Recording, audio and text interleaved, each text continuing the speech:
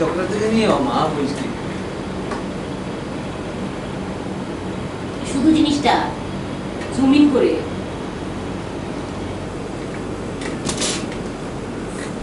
না মনে হচ্ছে পাটটা কি অনেকগুলো কাঠ না অনেকগুলো সাজানো ফ্লাইয়ের উপরে বলা যায় না এক বিজনেস প্ল্যানিং দেওয়া না ঝাপটা থেকে কালকে আমার মেজাজে খারাপ হয়েছিল ও গানও আছে পুরোটা না অর্ধেকটা কিছু কিছু এটা বাজে অনেক জায়গায় একবার লাইভে পুরো শুনতে চাই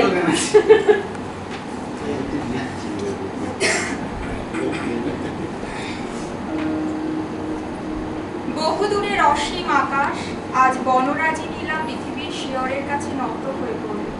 কানে কানে বললে আমি তোমারই। পৃথিবী বললে সে কেমন করে হবে, তুমি যে অসীম আমি যে ছোট।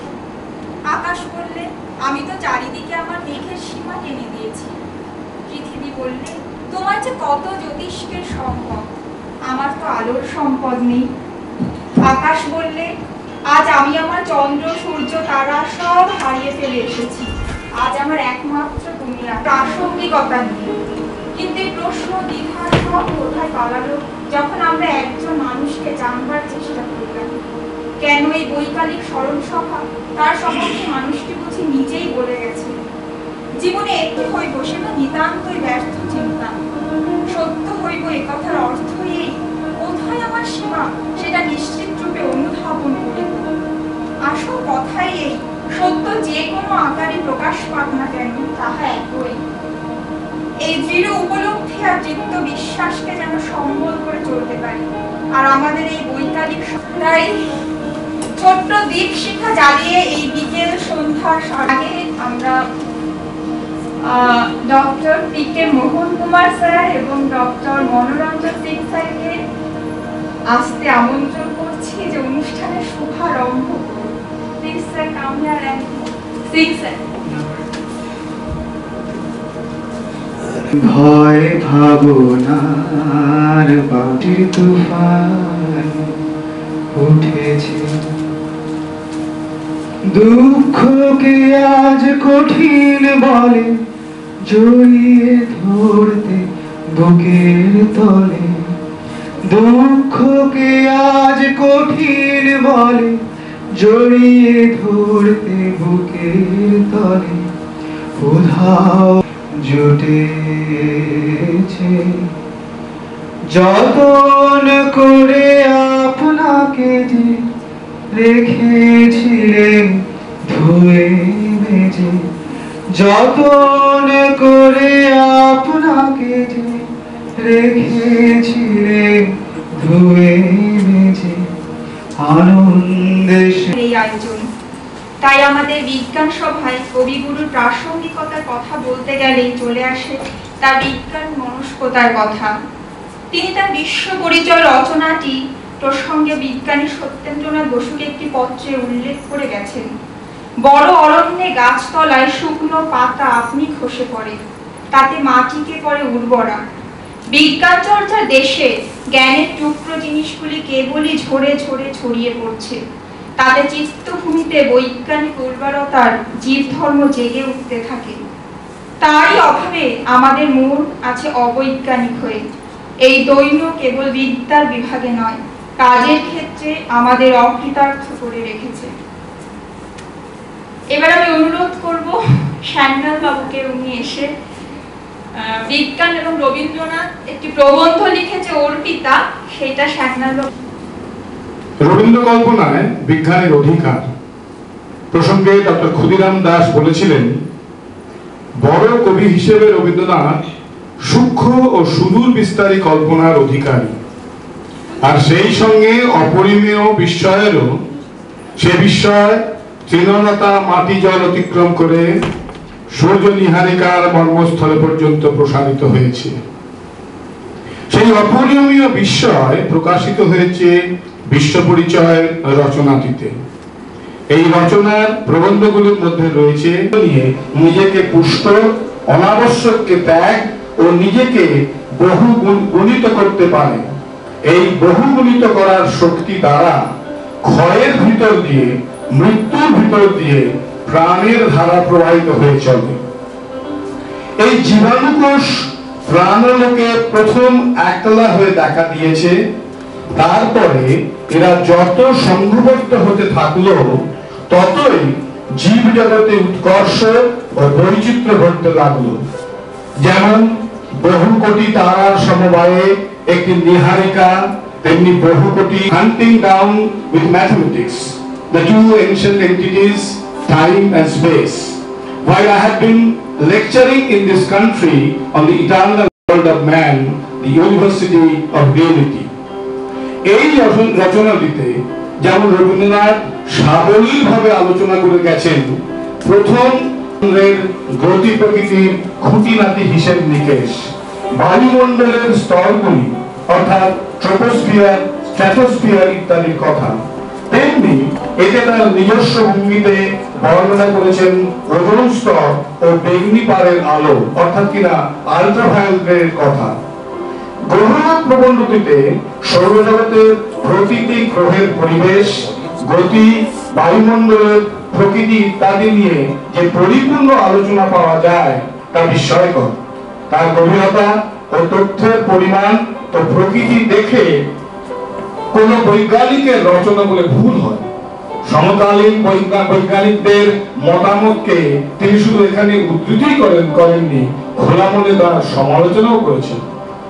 নক্ষত্রলোক রচনাটিতে তিনি এক জায়গায় বলেছেন, বেগনিপারের আলো বা আল্ট্রাভায়োলেট রে জ্যোতিষীদের কাছে লাল উজানি আলোর ইনফ্রারের মতো এত বেশি কাজে লাগে না। তার কারণ এই খাটো ঢেউয়ের আলোয় অনেকখানি পৃথিবীর হাওয়া পেরিয়ে আসতে নষ্ট হয়। দূর লোকের খবর দেবার কাজে লাগে না। এরা খবর দেয় পরমাণু লোকের। একটা বিশেষ পরিমাণ উত্তেজনায় পরমাণু সাদা আলোয় স্পন্দিত হয়। তেজ আরো বাড়লে দেখা যায় বেগনিপারের আলো। অবশেষে পরমাণুর কেন্দ্রবস্তু যখন বিচলিত হতে থাকে তখন সেই প্রবল মনস্কতার মেলবন্ধন। ভাবতে অবাক লাগে এই রচনা এমন একজনের যিনি মানবিকতা ও সৌন্দর্যকে রেখেছেন সর্বাগ্রে। হিউম্যানিটি ও বিউটি নিয়ে তিনি আইনস্টাইনকে বলেছিলেন, we have to realize it through our emotions and activities. We realize the supreme man who has no electron, proton, neutron ধর্ম, তেজস্ক্রিয়তা ইত্যাদি অনন্য আলোচনা। তার এই একটি মাত্র রচনাটিতেই তার বিজ্ঞান চেতনার যে পরিচয় পাওয়া যায় তা অতুলনীয়। তার সৃষ্ট কবিতা ও গানগুলির মধ্যে রয়েছে সেই চিরন্তন টাইম ও স্পেস ধারণা, মহাশূন্য অসীমের সম্বন্ধে ধারণা প্রকাশিত হয় তার বহু রচনাতেই। তাই এই বিজ্ঞান সভায় রবীন্দ্রনাথের জন্য আমাদের এই আয়োজন শুধু তার সাহিত্য বৃত্তিটুকুই নয়, তার বৈজ্ঞানিক সুলভ মনোভাবটির সাথে পরিচিতিও অত্যন্ত জরুরি বিজ্ঞানের ছাত্রছাত্রীদের হিসাবে এবং আমাদের কাছে। ধন্যবাদ। গান গাইবে সবাই একটু বলে দেওয়া দরকার যে ওকে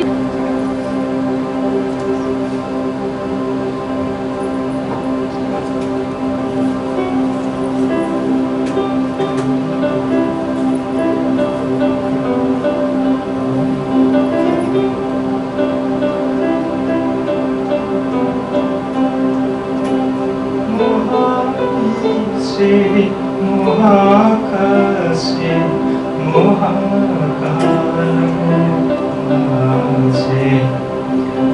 আমি মানব একাকী রমি বিষয়ে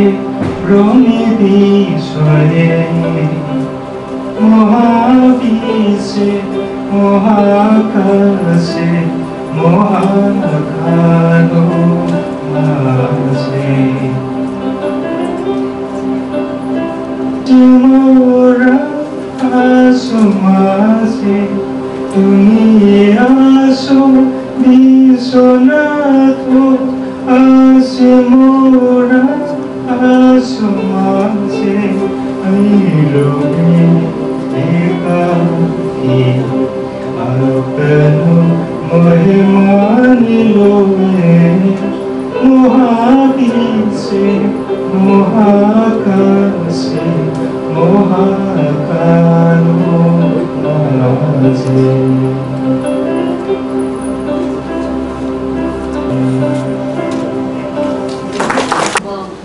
With an extraordinary abundance of roses.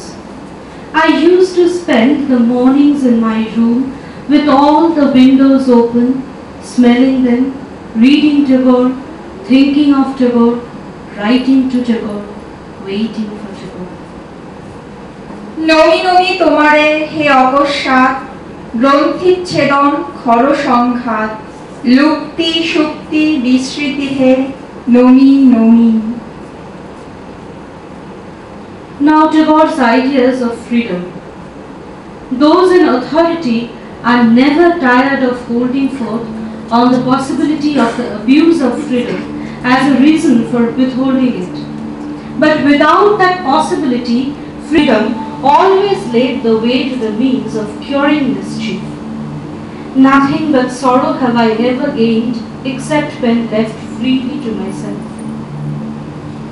আলোকের অন্তরে জানতে পরশন পাই জানি আমি তার সাথে আমার আত্মার ভেদ নাই ভেদ নাই।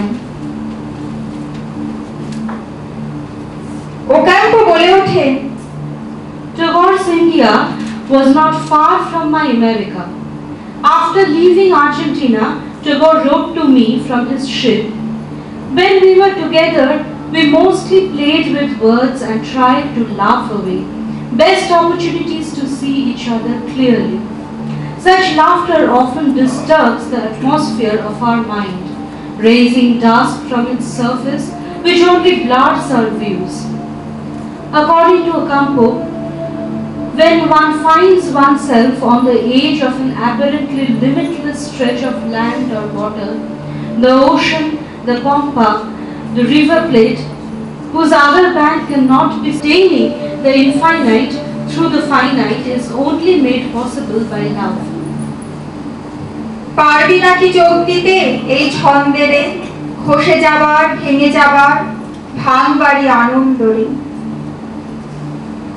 সবশেষে ভিক্টোরিয়ার মন্তব্য, During his stay at San Isidro, Tagore taught one a few words of Bengali. I have retained only one, which I shall always repeat to India. ভালোবাসা।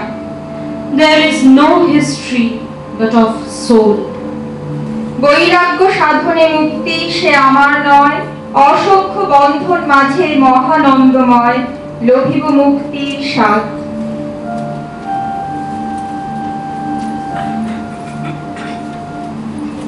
এবার উদ্ভ্রান্ত সেই আদিম যুগে স্রষ্টা যখন নিজের প্রতি অসন্তোষে নতুন সৃষ্টিকে বারবার করেছিলেন বিধ্বস্ত, তার সেই অধৈর্যে ঘন ঘন মাথা নাড়ার দিনে রুদ্র সমুদ্রের বাহু প্রাচী ধরিত্রীর বুকের থেকে ছিনিয়ে নিয়ে গেল তোমাকে আফ্রিকা। বাদলে তোমাকে বনস্পতির নিবিড় পাহারায় কৃপণ আলোর অন্তঃপুরে, সেখানে নিভৃত অবকাশে তুমি সংগ্রহ করছিলে দুর্গমের রহস্য, চিনছিলে জল স্থল আকাশের দুর্বোধ সংকেত। প্রকৃতির দৃষ্টি অতীত জাদু মন্ত্র জাগাচ্ছিল তোমার চেতনাতীত মনে। বিদ্রুপ করছিলে ভীষণকে বিরূপের ছদ্মবেশে, সংখ্যাকে চাচ্ছিলে হার মানাতে, আপনাকে উগ্র করে বিভীষিকার প্রচন্ড মহিমায় তাণ্ডবে দুন্দুভিনী নাদে। হায় ছায়া বৃতা, কালো ঘোমটার নিচে অপরিচিত ছিল তোমার মানব রূপ, উপেক্ষার আবির দৃষ্টিতে এলোরা লোহার হাত। এই অনুভব এক নারী মংপুর রবির আগে রঞ্জিত পাহাড়ে তার এই রূপ প্রত্যক্ষ করেছিলেন মৈত্রেয়ী দেবী। তার নৃত্য কখনো রাধা রূপে তার প্রকাশ, কখনো বা অবহেলিতা চণ্ডালিকা থেকে সে উত্তীর্ণ হয় অসীম এক আকাশ হয়ে। কোথাও আবার সে বলে, যদি পার্শ্বে রাখো মোরে সংকটে সম্পদে, সম্মতি দাও যদি কঠিন ব্রতে সহায় হতে, পাবে তবে তুমি চিনিতে মোরে। এই তিন রূপের মিশ্রণে জন্ম নেয় এক অনন্যা, কল্যাণী, অতুলনীয়া, যে সম্পূর্ণা। শুধু নারীর রূপবর্ণনায় কবি বলেন, শুধু বিধাতার সৃষ্টি নহ তুমি নারী, পুরুষ গড়েছে তোরে সৌন্দর্য সঞ্চারী, আপন অন্তরায় উতলা হয়ে ওঠে তার তৃষিত হৃদয়, ব্যাকুল হিয়া মানতে চায় না কোনো নিষেধ, প্রিয় মিলনে তাই শাশ্বত হয়ে ওঠে চিরন্তন প্রেমময়ী মানবী রাধা।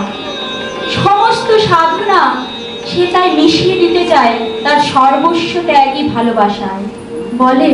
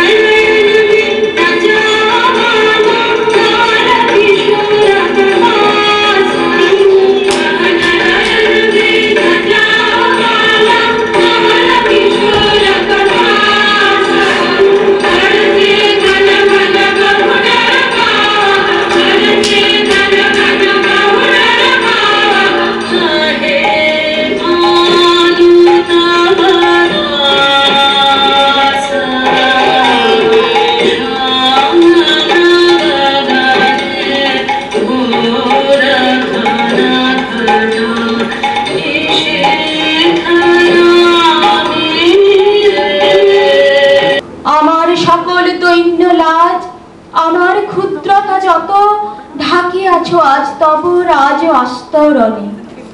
হেথা আমি কেহ নহি, সহস্রের মাঝে একজন, সদাবহি সংসারের ক্ষুদ্র ভার অত অনুগ্রহ কত অবহেলা সহিতেছি অহরহ।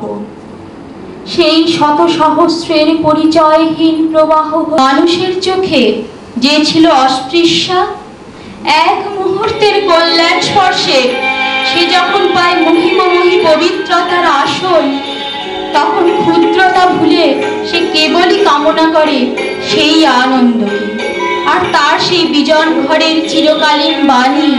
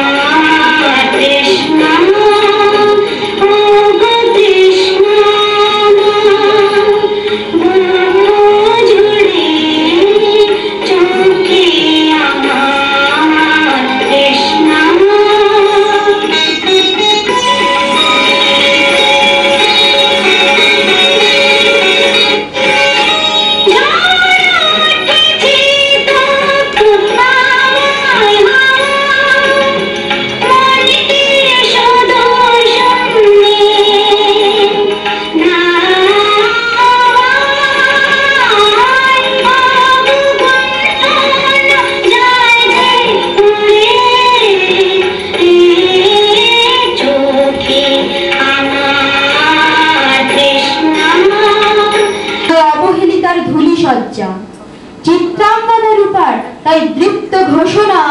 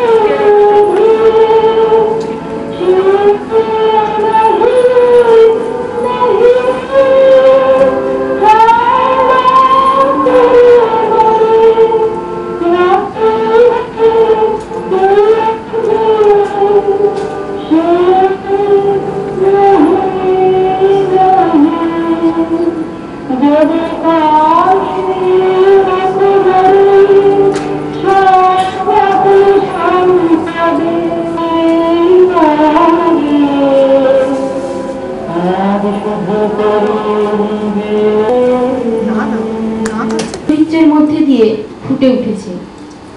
আর সেই চিত্রাঙ্গদার যে বীরত্বে আমরা প্রত্যেকের মধ্যেই দেখি এক একটি নারীত্ব, প্রেম সবই আছে, কিন্তু তার মধ্যে আছে সব থেকে বড় যে ব্যাপার, সেটা হলো তার সৌন্দর্য এবং তার প্রেমিক একটি মূর্তি। পশ্চিমে গোলাপের দিকে চেয়ে বলল, সুন্দর সুন্দর হলো সে। এ আমার অহংকার, অহংকার সমস্ত মানুষের হয়ে। তাই আমি নারী, আমি কল্যাণী, আমি Sampurna.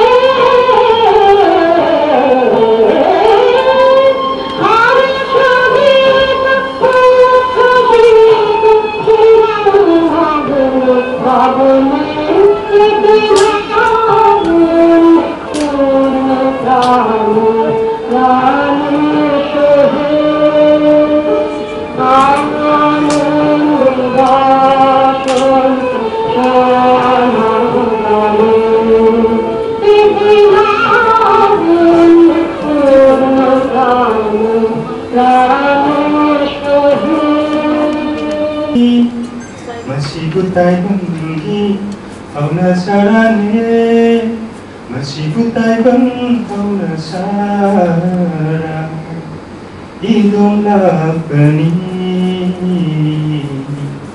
Idong hankini Nasiruba Sana bermeru kaya su Hai berkunci Kong sesu Leho rani লাগে একটু কথা শুনি তাই দিয়ে মনে মনে রচিব ফাগুনি একটু লাগে একটু কথা শুনি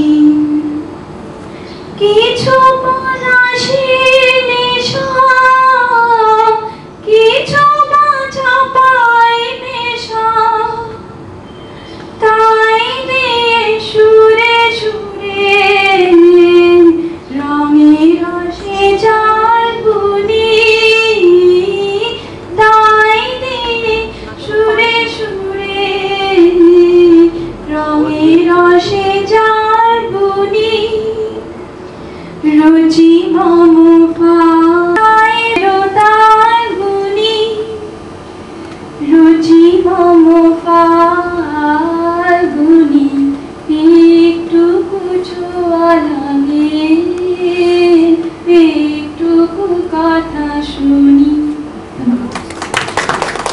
জীবনের প্রাত্যহিকতায় কলকাতা কিংবা বোলপুরের শান্তিনিকেতনে ইংল্যান্ডে কিংবা মংপুতে কোথাও আপনার মানবিক চলাফেরার চিহ্ন যে মানচিত্রকে আপনি পাঞ্জাব ও সিন্ধু গুজরাট ও মারাঠার সিন্ধু এখন পরদেশ সেখানে যেতে গেলে এখন পাসপোর্ট লাগে মান্য কবিবর সেই বদলে যাওয়া মানচিত্রের রক্তাক্ত পটভূমিতে দাঁড়িয়ে আমি একজন সামান্য মেয়ে আমাদের মতো মেয়েদের জীবনে আপনি এক আশ্চর্য স্বপ্নময় দীপভূমি যেখানে যাবার স্বপ্ন আমাদের উদ্দীপ্ত করে আর যেখানে পৌঁছতে না পারার চিরকালীন গ্লানি আমাদের বিদীর্ণ করে বিদ্ধ করে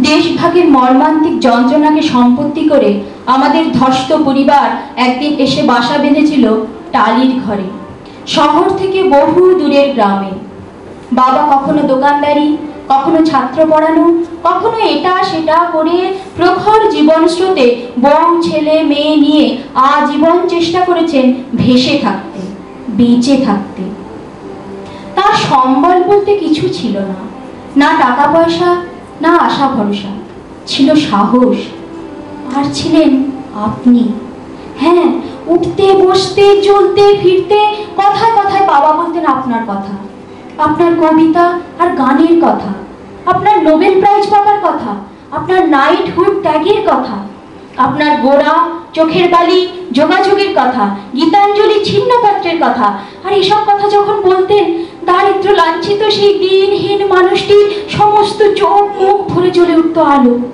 আর আমরা যারা শুনতাম আমি দাদা মা আমাদের দৃষ্টির চেনা পরিধির সীমা ডিঙিয়ে অসীম এক আকাশ উঠত জেগে যে উদার নীলিমায় কেবল গান, কেবল ছবি, কেবল প্রশান্তি। আর তার গাল বেয়ে নেমে আসতো ব্যথার পরশ লাগা অশ্রুধারা। সব হারিয়েও বাবার বুক জুড়েছিলেন আপনি।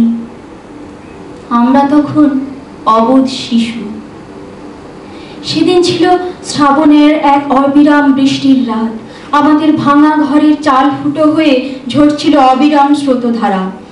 আকাশে ছিল ঘন দুর্যোগ। মাত্র 7 দিনের জ্বরে আমার বিধ্বস্ত মা তখন শেষ পথের যাত্রী। জ্বরে পুড়ে যাওয়া মায়ের গায়ে বাবা তখন হাত রেখেছেন একটু শান্তির স্পর্শ দিতে। চোখে জল। মা বললেন, ছেলে মেয়েরা রইল। বলতে বলতে মার চোখ বন্ধ হয়ে এলো। ভাঁজ পড়লো কাছেই কোথাও, তীব্র আলোর ঝলক তুলে। ঘরের প্রদীপ গেল নিভে। তারপর অন্ধকার। প্রবল বর্ষণে ভেসে যাচ্ছে সবুজ গ্রাম। হু হু করে বইছে ঝোড়ো মাতাল হাওয়া। তখন সেই শ্মশান লগ্নে বাবা কাঁদছেন আর মৃদু স্বরে আবৃত্তি করছেন, শেষ স্পর্শ নিয়ে যাব যবে ধরণীর, বলে যাব তোমার ধুলির তিলক পড়েছি ভালে, দেখেছি নিত্যের জ্যোতি দুর্যোগের মায়ার আড়ালে, সত্যের আনন্দ রূপ এ ধুলিতে নিয়েছে মূরতি, এই জেনে এ ধুলায় রাখিনু প্রণতি। 10 বছর কারখানা বন্ধ থাকার নিদারুণ যন্ত্রণায় দুমড়ে মুচড়ে ভেঙে গিয়েছিল আমার দাদার সব স্বপ্ন। ধীরে অথচ অনিবার্যভাবে দাদা এগিয়ে গিয়েছিল আত্মহননের পথে। কলকাতা থেকে যখন দাদার মৃত্যু সংবাদ এলো, ছুটে গিয়েছিলাম সেখানে। গঙ্গার তীরবর্তী শ্মশানে দাঁড়িয়ে হু হু কান্নায় ভেসে গিয়েছিল আমার বুক। একা, একেবারে একা মনে হয়েছিল নিজেকে সারা পৃথিবীতে। আর ঠিক আশ্চর্য গোধূলি লগ্নে প্রকৃতির সবটুকু মায়াকে সাক্ষী রেখে ওপারে দূরে বেজে উঠেছিল তোমার গান।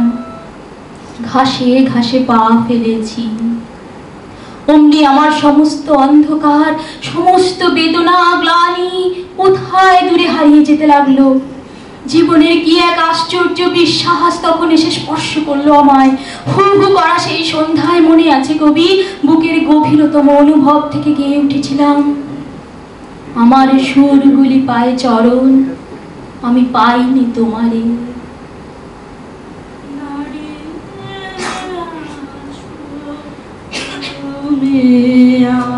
আমার গানের রূপারে, আমার সুর আমি পাইনি তোমারে।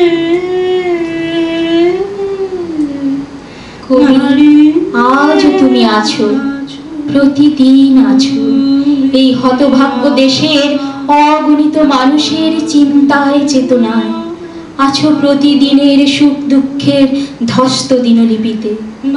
25শে বৈশাখ বা 22শে শ্রাবণের শহুরে আড়ম্বরে নয়, তুমি বেঁচে আছো, বেঁচে থাকবে চিরদিন, চিরকাল।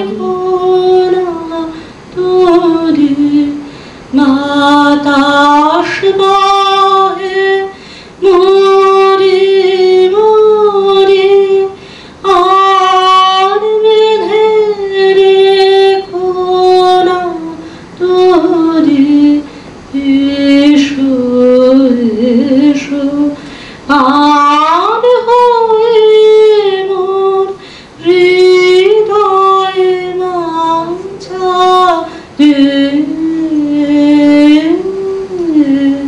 দাঁড়িয়ে আছো তুমি আমার গানের ওপারে। Of the mind, of science, and of human physics and intelligence, using all the weapons of organization and elaborate machinery of a highly centralized bureaucracy in order to add to his wealth. This wealth he measures in gold, or in souls, or in facts, or in human bodies, so that men no longer but numbers. যে জায়গাটার কথা হচ্ছে সেখানে মাটির নিচে যক্ষের ধন পোতা আছে, তাই সন্ধান পেয়ে পাতালে সুড়ঙ্গ খোদাই চলছে। এই জন্যেই লোকে আদর করে একে যক্ষপুরী নাম দিয়েছে। এই নাটকে এখানকার সুড়ঙ্গ খোদাইকরদের সঙ্গে যথাকালে আমাদের পরিচয় হবে। আর রাজা রাজমহলের বাহির দেওয়ালে একটি জালের আড়াল থেকে তার ইচ্ছা মতো পরিমাণে মানুষের সঙ্গে দেখাশোনা করেন।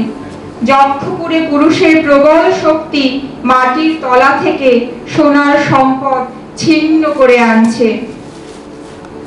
কাণ্ড আয়োজনে মানুষ নিজেকেই নিজে বন্দী করেছে। এমন সময় সেখানে নারী এলো, নন্দিনী এলো। প্রাণের বেগ এসে পড়ল যন্ত্রের উপর। প্রেমের আবেগ আঘাত করতে লাগলো লুব্ধ দুশ্চেষ্টার বন্ধন জালকে। তখন সেই নারী শক্তির নিগুড় প্রবর্তনায় কি করে পুরুষ নিজের রচিত কারাগারকে ভেঙে ফেলে প্রাণের প্রবাহকে বাধা মুক্ত করবার চেষ্টায় প্রবৃত্ত হলো, তারই এক শ্রুতি আলেখ্য রক্ত করবী। নন্দিনী, নন্দিনী, আমাকে এত করে ডাকিস কেন কিশোর? আমি কি শুনতে পাই না? শুনতে পাস জানি, কিন্তু আমার যে ডাকতে ভালো লাগে। আর ফুল চাই তোমার, তাহলে আনতে যাই। যা যা, এক্ষুনি কাজে ফিরে যা, দেরি করিস নে রে। সমস্ত দিন তো কেবল সোনার তাল ফুঁড়ে আনি, তার মধ্যে একটু সময় চুরি করে তোর জন্য ফুল খুঁজে আনতে পারলে বেঁচে যায়। ওরে কিশোর, জানতে পারলে ওরা যে তোকে শাস্তি দেবে। তুমি যে বলেছিলে রক্ত করবি তোমার চাই চাই, আমার আনন্দ এই যে রক্ত করবি এখানে সহজে মেলে না। অনেক খুঁজে পেতে এক জায়গায় এখানকার জঞ্জালের পেছনে একটি মাত্র গাছ পেয়েছি। আমাকে দেখিয়ে দে, আমি নিজে গিয়েই না তুলে আনবো। অমন কথা বলো না নন্দিনী, নিষ্ঠুর হলো না। ওই গাছটি থাক আমার একটি মাত্র গোপন কথার মতো। বিশ্ব তোমাকে গান শোনায়, সে তার নিজের গান। এখন থেকে আমি তোমাকে ফুল জোগাবো, এ আমারই নিজের ফুল। কিন্তু কিন্তু এখানকার জানোয়ারেরা তোকে শাস্তি দেয়, সেই আমার যে বুক ফেটে যায় রে। সেই ব্যথায় আমার ফুল আরো বেশি করে আমারই হয়ে ফোটে, ওরাই হয় আমার দুঃখের ধন। কিন্তু কিশোর, তোদের দুঃখ আমি সইব কি করে? কিসের দুঃখ? একদিন তোর জন্য প্রাণ দেব নন্দিনী, এই কথা কতবার মনে মনে ভাবি। তুই তো আমাকে এত দিলি, তোকে আমি কি ফিরিয়ে দেব বলতো কিশোর? এই সত্যটি কর নন্দিনী, আমার হাত থেকেই রোজ সকালে ফুল নিবি। আচ্ছা তাই সই, কিন্তু তুই একটু সামনে চলিস। না, আমি সামনে চলবো না, চলবো না। ওদের মারের মুখের ওপর দিয়ে রোজ তোমাকে ফুল এনে দেব। কিশোরের প্রস্থান, অধ্যাপকের প্রবেশ। নন্দিনী, যেও না, ফিরে যাও। কি অধ্যাপক? ক্ষণে ক্ষণে অমন চমক লাগিয়ে দিয়ে চলে যাও কেন? যখন মনটাকে নাড়া দিয়েই যাও, তখন না হয় সাড়া দিয়েই বা গেলে। একটু দাঁড়াও, দুটো কথা বলি। আমাকে দেখে তোমার এত বিস্ময় কিসের অধ্যাপক? সকালে ফুলের বনে যে আলো আসে তাতে বিস্ময় নেই, কিন্তু পাকা দেওয়ালের ফাটল দিয়ে যে আলো আসে সে আর এক কথা। যক্ষপুরে তুমি সেই আচমকা আলো। তুমি বা এখানকার কথা কি ভাবছো বলো দেখি?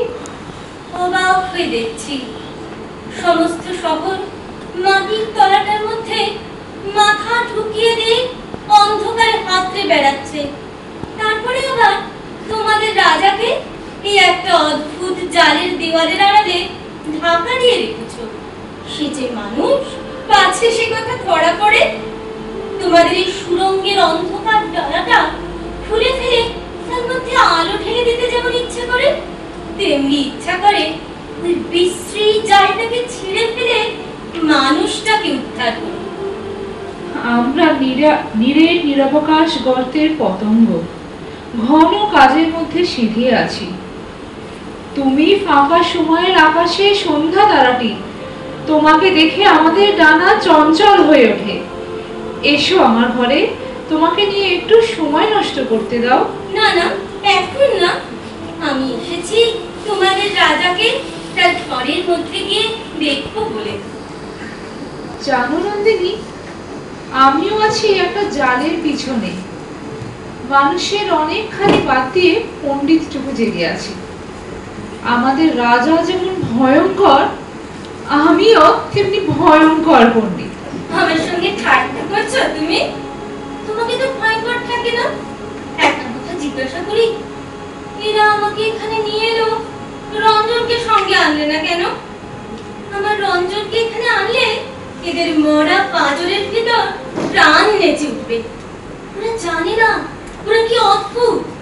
ওদের মাঝখানে বিধাতা যদি খুব একটা হাসি এসে ওঠে, তাহলেই ওদের চটকা ভেঙে যেতে পারে। রঞ্জন বিধাতার সেই হাসি। দেবতার হাসি সূর্যের আলো, তাতে বরফ গলে কিন্তু পাথর টলে না। আমাদের সর্দারদের টলাতে গেলে গায়ের জোর চাই। আমার রঞ্জনের জোর তোমাদের সংখিনী নদীর মতো। ওই নদীর মতোই সে যেমন হাসতেও পারে তেমনি ভাঙতেও পারে। অধ্যাপক, তোমাকে আমার আজকের দিনের একটা গোপন খবর দিই। আজ রঞ্জনের সঙ্গে আমার দেখা হবে। জানলে কি করে? হবে হবে, দেখা হবেই। খবর এসেছে যে। সর্দারের চোখে দিয়ে কোন পথ থেকে খবর আসবে? যে পথে বসন্ত আসবার খবর আসে সেই পথে। তাতে লেগে আছে আকাশের রং, বাতাসের লীলা। তার মানে আকাশের রঙে বাতাসের লীলায় উড়ো খবর এসেছে। যখন রঞ্জন আসবে তখন দেখিয়ে দেব পুরো খবর কেমন করে মাটিতে এসে পৌঁছালো। নন্দিনী, একটা কথা তোমাকে জিজ্ঞাসা করি, যক্ষপুরীকে তোমার ভয় করছে না? ভয় করবে কেন? গ্রহণের সূর্যকে জন্তুরা ভয় করে, পূর্ণ সূর্যকে ভয় করে না। যক্ষপুরী গ্রহণ লাগা পুরী। আমি তোমাকে বলছি নন্দিনী, এখানে থেকো না। নন্দিনী, তোমার ডান হাতে ওই যে রক্তকরবীর কঙ্কন, ওর থেকে একটি ফুল খসিয়ে দেবে? কেন, কি করবে তুমি? কতবার ভেবেছি, তুমি যে রক্তকরবীর আভরণ পরো তার একটা কিছু মানে আছে। আমি তো জানি না কি মানে। হয়তো তোমার ভাগ্য পুরুষ জানে। ওই রক্ত আভায় একটা ভয়।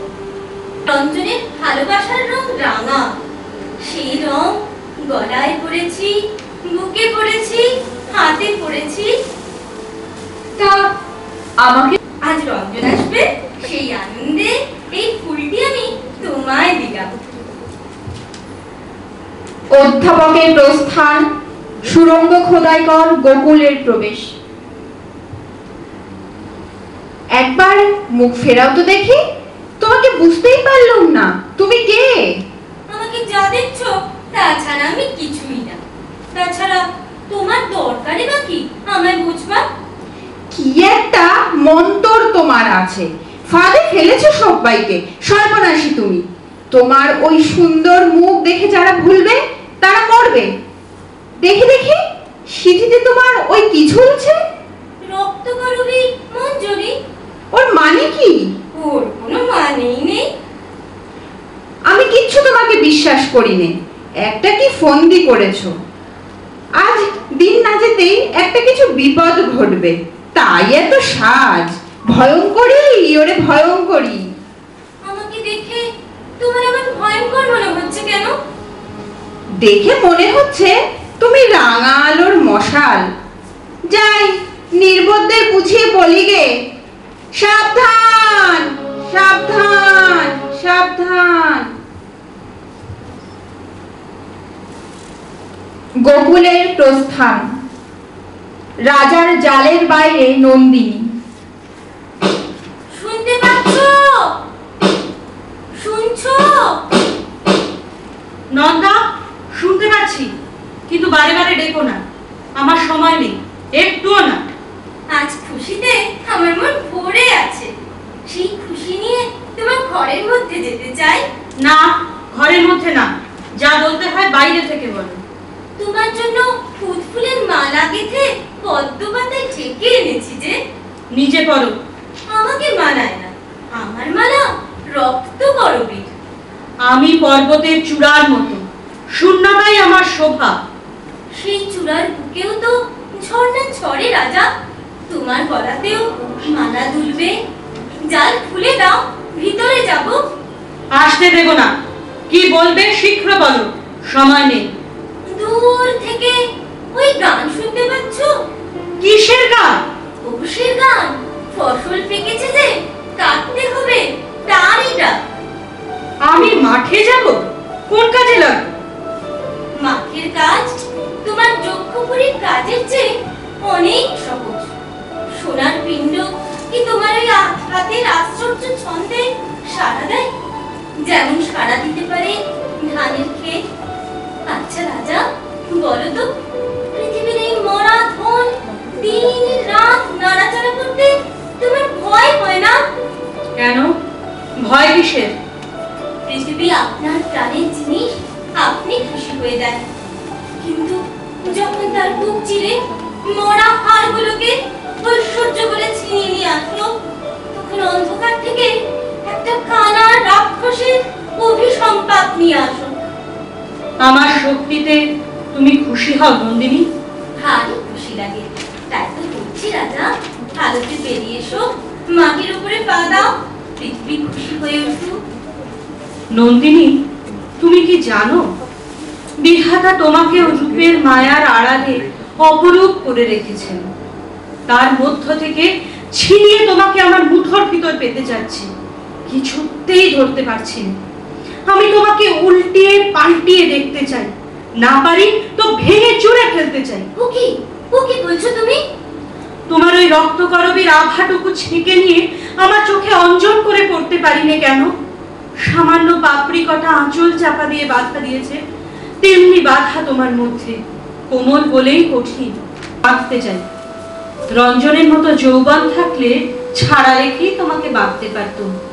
এমনি করে বাঁধনের রশিতে গাঁট দিতে দিতে এই সময় গেল। হায় রে, আর সব বাধা পড়ে, কেবল আনন্দ বাধা পড়ে না। তুমি তো নিজেকেই জালে বেঁধেছো, তারপর কেন এমন ছটফট করছো বুঝতে পারিনি। বুঝতে পারবে না, আমি প্রকাণ্ড মরুভূমি। তোমার মতো একটি ছোট্ট ঘাসের দিকে হাত বাড়িয়ে বলছি, আমি তপ্ত, আমি রিক্ত, আমি ক্লান্ত। তৃষ্ণার দাহে এই মরুটা কত উর্বরা ভূমিকে লেহন করে নিয়েছে, তাতে মরুর পরিসরই বাড়ছে। ওই একটুখানি দুর্বল ঘাসের মধ্যে যে প্রাণ আছে, তাকে আপন করতে পারছে না। তুমি যে এত ক্লান্ত, তোমাকে দেখে তো তা মনে হয় না। আমি তো তোমার মস্ত জোরটাই দেখতে পাই। নন্দিনী, একদিন দূর দেশে আমারই মতো একটা ক্লান্ত পাহাড় দেখেছিল। বাইরে থেকে বুঝতেই পারিনি তার সমস্ত পাথর ভিতরে ভিতরে বেঁধিয়ে উঠেছে। একদিন গভীর রাতে ভীষণ শব্দ শুনলুম, যেন কোন দৈত্যের দুঃস্বপ্ন গুমড়ে গুমড়ে হঠাৎ ভেঙে গেল। সকালে দেখি পাহাড়টা ভূমিকম্পের টানে মাটির নিচে তলিয়ে গেছে। শক্তির ভার নিজের অগোচরে কেমন করে নিজেকে পিষে ফেলে, সেই পাহাড়টাকে দেখে তাই বুঝেছিল। ছুটি সঙ্গে নিয়ে আসে। তোমার রঞ্জন যে ছুটি বয়ে নিয়ে বেড়ায়, সেই ছুটিকে রক্তকরবীর মধু দিয়ে ভরে রাখে কে, আমি কি জানি নে? নন্দিনী, তুমি তো আমাকে ফাঁকা ছুটির খবর দিলে, মধু কোথায় পাবো? আজ আমি তবে যাই। যেও না নন্দিনী, এই কথাটা জবাব দিয়ে যাও। ছুটি কি করে মধুতে ভরে, তার জবাব রঞ্জনকে চোখে দেখলেই পাবে। সে বড় সুন্দর। জানি, সুন্দরের জবাব সুন্দরই পায়। অসুন্দর যখন জবাব ছিনিয়ে নিতে চায়, বিনার তার বাজে না, ছিঁড়ে যায়। আর নয়, যাও যাও, তুমি চলে যাও, নইলে বিপদ ঘটবে। যাচ্ছি, কিন্তু বলে গেল আজ আমার রঞ্জন আসবে আসবে আসবে, কিছুতে তাকে ঠেকাতে পারবে না। বিশু পাগলের প্রবেশ। পাগল ভাই, দূরের রাস্তা দিয়ে আজ সকালে পুরো পৌষের গান গিয়ে মাঠে যাচ্ছিল, শুনেছিলে? আমার সকাল কি তোর সকালের মতো যে গান শুনতে পাবো? আজ মনের খুশিতে ভাবলুম ওদের গানে যোগ দেব, কিন্তু ওদের কাছে যাবার পথ খুঁজে পেলাম না, তাই তো তোমার কাছে এলাম। তোমার কথা কেবলই আমায় আশ্চর্য করে। যক্ষপুরীতে ঢুকে অবধি কেবলই মনে হতো জীবন হতে আমার আকাশটা বুঝি হারিয়ে ফেলেছে। এমন সময় তুমি এলে, আমার মুখের দিকে এমন করে চাইলে মনে হলো আমার মধ্যেও এখনো আলো আছে।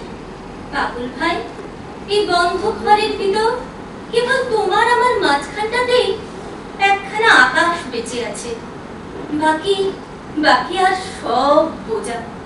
আর সেই আকাশটার জন্যই তো তোমায় গান শোনাতে পারি।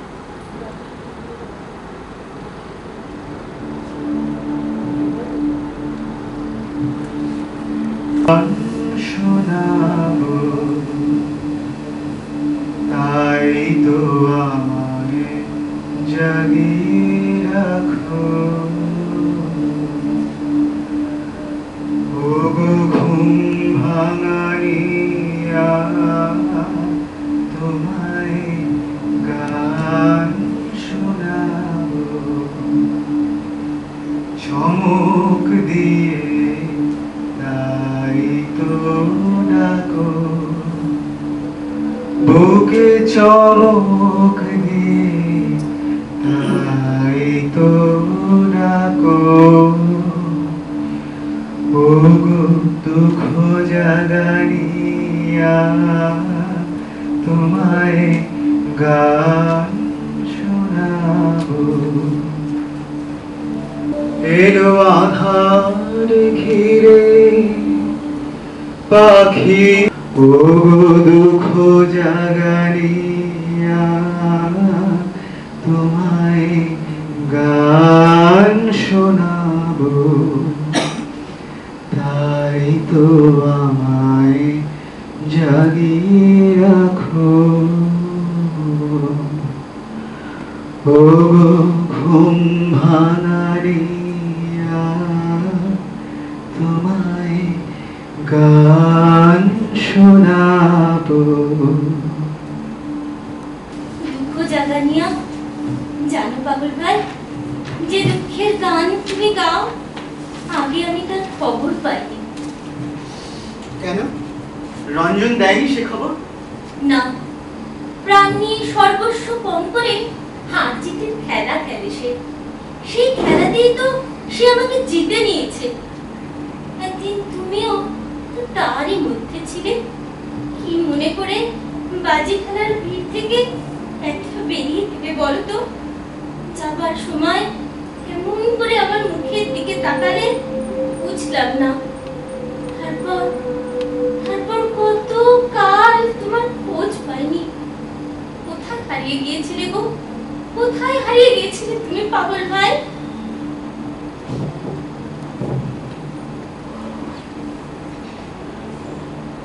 চোখের জলে লাগলো জোয়ার, দুঃখের পারাপারে,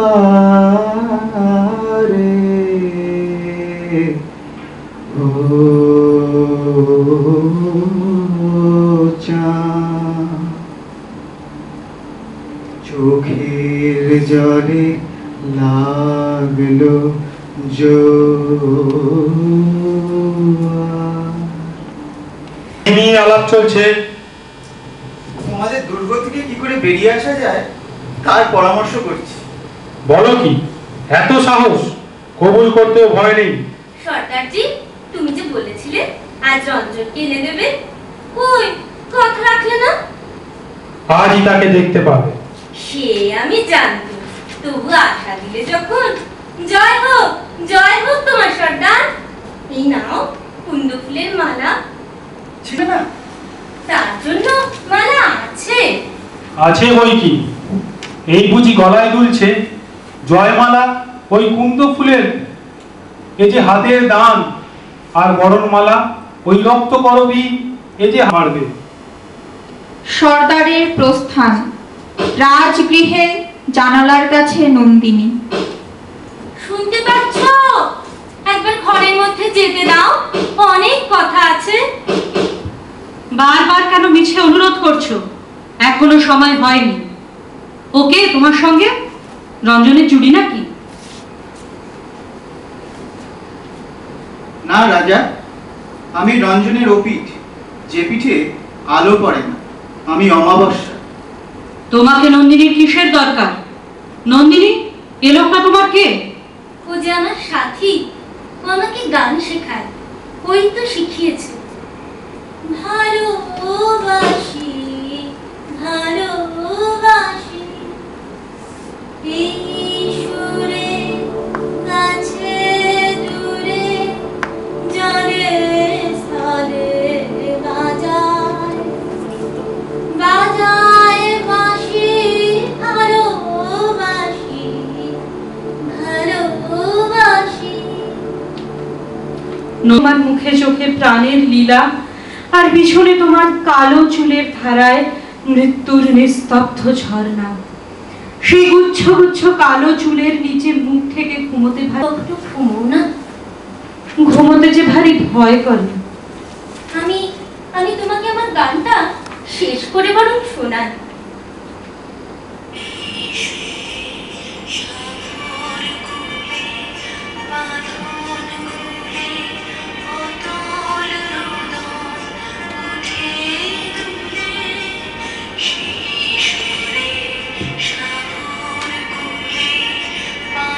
ওদের আমরা বলি রাজার এঁটো। রাজার এঁটো? এর মানে কি? মানে একদিন তুমিও বুঝবে। আজ থাক। কিন্তু এসব কি চেহারা? ওরা কি মানুষ? ওদের মধ্যে মাংস, মজ্জা, মন, প্রাণ কিছু কি আছে? হয়তো নেই, হয়তো কোনোদিন ছিল। ও কি? ওইসব ছায়াদের মধ্যে যে চেনা মুখ দেখছি, ওই তো নিশ্চয়ই আমাদের অনু আর উপবন্ধু। অধ্যাপক ওরা আমাদের পাশের গায়ের লোক। দুই ভাই, মাথায় যেমন লম্বা, গায়ে তেমনি শক্ত। ওদের সবাই বলে ডাল তবক। মরে যাই, ওদের এমন কোথায় নিয়ে গেছো বিশু পাগলকে? তাকে বিচারশালায় ডেকেছে। এর বেশি বলার নেই। তবে সত্য কথাটা তোমাকে বলে যাই, বিশুর বিপদ ঘটিয়েছ তুমি। আমি? হ্যাঁ তুমি। এতদিন কীটের মতো নিঃশব্দে মাটির নিচে গর্ত করে চলছিলে। তাকে মরবার পাখা মেলতে শিখিয়েছ তুমি। আবার এসেছো অসময়ে? এখনই যাও, যাও তুমি। অপেক্ষা করবার সময় নেই। তোমায় আজ শুনতেই হবে আমার কথা। আজ ভজা পূজা, আমার মন বিক্ষিপ্ত করো না। পূজার ব্যাঘাত হবে। যাও যাও, এখনই যাও। আমার ভয় ঘুচে গেছে রাজা। অমন করে আর টানাতে পারবে না। বুদবুদের মতো সে লুপ্ত হয়ে গেছে। রাজা, এইবার তবে সময় হলো। কিসের সময়? আমার সমস্ত শক্তি নিয়ে তোমার সঙ্গে আমার লড়াই। লড়াই? আমার সঙ্গে লড়াই করবে তুমি? তোমাকে যে এই মুহূর্তেই মেরে ফেলতে পারি।